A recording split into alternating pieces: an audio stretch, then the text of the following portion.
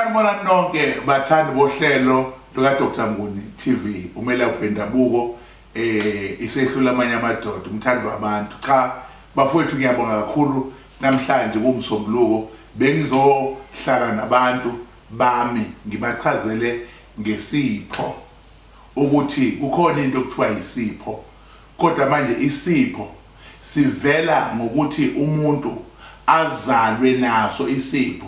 Umuntu uyazalwa efumbethe, kodwa ukufumbatha komuntu mayemncane sonke sisuke singazi ukuthi lo mntwana uzoba yini, futhi sihluleke nokumbona ukuthi lo mntwana lona kahle kahle yini azoba yiyo. Akhulu umntwana azangena esigabeni sokuthi useneminyaka elishumi, useneminyaka mhlambe elako 12, elapha ko 13, bese kuyima sesiqala manje ukumbhekisisa sisibuka ukuthi oh lo mntwana ngathi lulapho ubizo lwakhe, mhlawumbe uthanda ibhola, mhlawumbe uthanda ukucula, mhlawumbe uthanda ukudweba, mhlawumbe uthanda ukukhanda izinto, mhlawumbe umuntu othanda mhlawumbe ukuthandaza noma uthanda isonto. Siyabuka lapho ukuthi lo mntwana lona uphiwe ini, bese thina njengabazali lokho sikushayela izandla sifisa ukuthi umntwana akeye phambili. Manje kukhona ke leli khambe engizokhuluma ngalo okuthiwa umphamephuce. Umphamephuce ungena lapho esiphiweni ukuthi wena uphiwe, kodwa manje umphamephuce ke usuzongena lapho ukuthi wena sewuzophucwa lesi siphiwo ophiwe sona, ngoba sekungenele likhubalo okuthiwa umphamephuce. Umphamephuce ususetshenziswa umuntu ongafuni isiphiwo sakho sidlondlobala, useyakuphuca sona, useyasivala kuwe. Uzethi umuntu mina ngangikwazi ukucula, ngangicula ngihamba umhlaba wonke, kodwa kwamane kwaphela sewuphuciwe isiphiwo sakho. Athi umuntu mina ningibona nje yayingami intombi endleleni, kodwa manje lo muntu mase lokho akaganiwe. Lo muntu lona akasenayo intombi, ethi mina intombi impela engangedluli endleleni ngoba ngangikhuluma naye ngizwe. Omunye athi hayi mina ngafunda ngaqeda kodwa ngisebenzi. Isiphiwo sakhe sesiphuciwe, umuntu ogangile wathatha lo mphamephuce wawusebenzisa. Kukhona umuntu ophilayo njengamanje kodwa ingqondo yakhe ayicabange lutho, iyashintsha ingqondo esikhaleni yama, ayicabange lutho ngoba bamsebenzele umphamephuce waphucwa ingqondo. Omunye baziwe esikoleni ukuthi uphuma number 1, uphuma phambili, kodwa egcineni kosuku leyo mfundo leyo noma lobo buhlakani lobo bakhe waphucwa, akasazi lutho.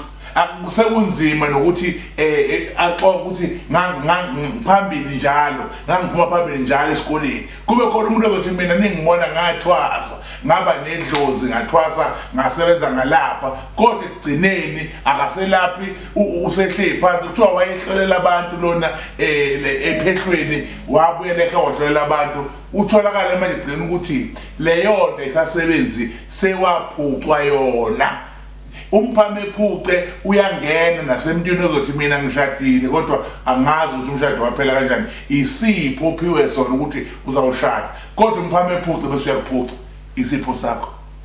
Athi umuntu hayi mina impela benginenkonzo, nginebandla elikhulu, ngihola ibandla, ngoba umhlaba wonke ngaziwa ukuthi uMr Bani umfundisi omkhulu namabranch noma unebandla, kodwa uphuciwe. Isigodlo sivaliwe namhlanje, abantu abaselaphi umuntu, akusangeni umuntu, abantu bedumile, wephucwa. Indlela ke ukuphuca umuntu into ayiyo ihlukene. Omunye akwazi ukuthatha into osebenza ngayo ayisebenze akuphuca isiphiwo sakho, ngamanye amazwi akuvale. Omunye umuntu akadingi lutho kuwe, kodwa uzosebenzisa le mpando kuthiwa umphamephuce bese yakuphuca into zakho. Athi bengiyiphatha imali kodwa namhlanje nginake ngisho isente, athi bengishintshe imoto unyaka nonyaka kodwa namhlanje angisela nje leyodwa angazi kwenzakalani. Umphamephuce. Athi umuntu bengiwabamba amathenda ngiwathola, ngibizwa ngapha nangapha, nginenkampani esebenzayo, akusenze ushaywe ngumphamephuce. Lalela mlaleli nomthandi wohlelo lwa Dr. Nguni TV, umphamephuce angeke uze uyothwalela.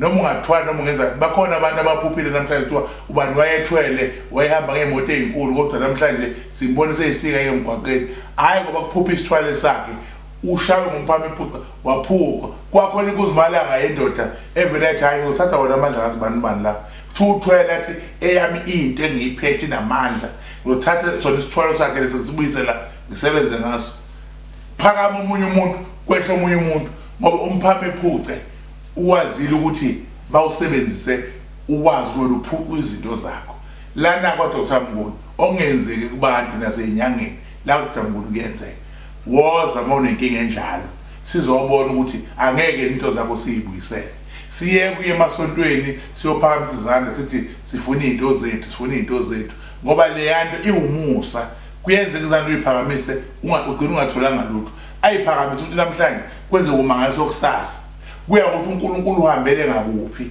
kodwa umuthi wenza lento sokuyifuna ngesikhathi ofuna ngaso so ngizocela ukuthi mawunenkinga enjalo woza kumina ngikhona ngitholakala eNanda eMahoti ngiphinde ngitholakale eSoweto eMdeni South 1625 Mgwena Street ngitholakale eWitbank extension 12 ila engitholakala khona indawo zami lezo engineyigolo kuzo engikwazi ukusebenza khona abantu mawungidinga ke YouTube channel uthi Dr. Mnguni please ngiyacela subscribe bantu abakithi subscribe kule channel singene kusemthethweni Facebook nakhona ningilandele nazi ke inombolo zami wonke umuntu ola ongibukayo onenkinga afone uThixo ke uyanithanda nami futhi ke ngiyanithanda ngihlala kimi nami ngizohlala kimi konke engifisa ukwazi ngempilo zenu nizokwazi Dr. Mnguni TV Monday kuphinde futhi live ntambama Thenjwe comedian swesindawonye futhi sithi umsombuluko wamaqiniso sizokhuluma izinto ezidinga wena Nkosi kubusise amen.